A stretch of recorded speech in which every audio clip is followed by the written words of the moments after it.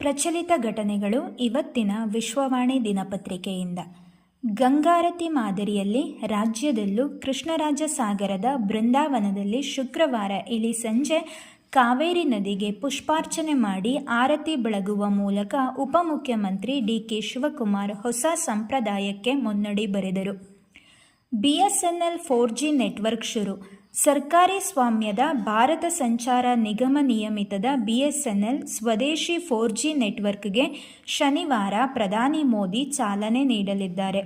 ಭಾರತದ ಸ್ವದೇಶಿ ನಿರ್ಮಿತ ನೆಟ್ವರ್ಕ್ ಕ್ಲೌಡ್ ಆಧಾರಿತವಾಗಿದ್ದು 5Gಗೆ ಸರಾಗವಾಗಿ ಅಪ್ಗ್ರೇಡ್ ಮಾಡಬಹುದು ಎಂದು ದೂರಸಂಪರ್ಕ ಸಚಿವ ಜ್ಯೋತಿರಾದಿತ್ಯ ಸಿಂಧಿಯಾ ಹೇಳಿದ್ದಾರೆ.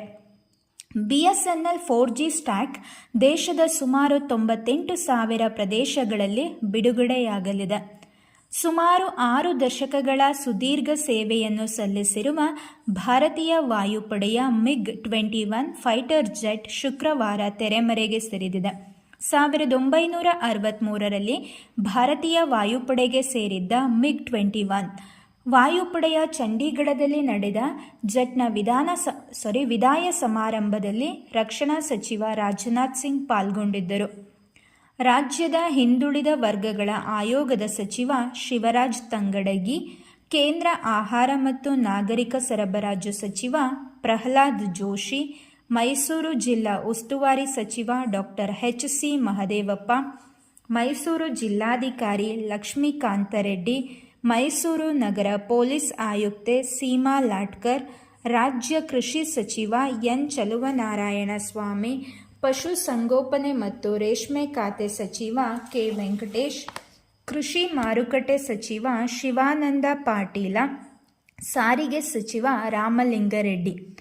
ಕಾಂತಾರ ಚಾಪ್ಟರ್ 1ಗೆ ಕೆಎಸ್ಡಿಎಲ್ ಮೈಸೂರು ಸ್ಯಾಂಡಲ್ ಸೋಪ್ ಸಹ ಪ್ರಾಯೋಜಕತ್ವ ನೀಡಲಿದೆ ಎಂದು ಕೈಗಾರಿಕಾ ಸಚಿವ ಎಂ.ಬಿ. ಪಾಟೀಲ್ ತಿಳಿಸಿದ್ದಾರೆ. ಬೆಂಗಳೂರು ನಗರ ಪೊಲೀಸ್ ಆಯುಕ್ತ ಸೀಮಂತ್ ಕುಮಾರ್ ಸಿಂಗ್, ರಷ್ಯಾ ಅಧ್ಯಕ್ಷ ವ್ಲಾದಿಮಿರ್ ಪುಟಿನ್, ಜಗತ್ತಿನ ವೇಗದ ಓಟಗಾರ ಉಸೇನ್ ಬೋಲ್ಟ್ ಜಮೈಕಾ ಮೂಲದವರು.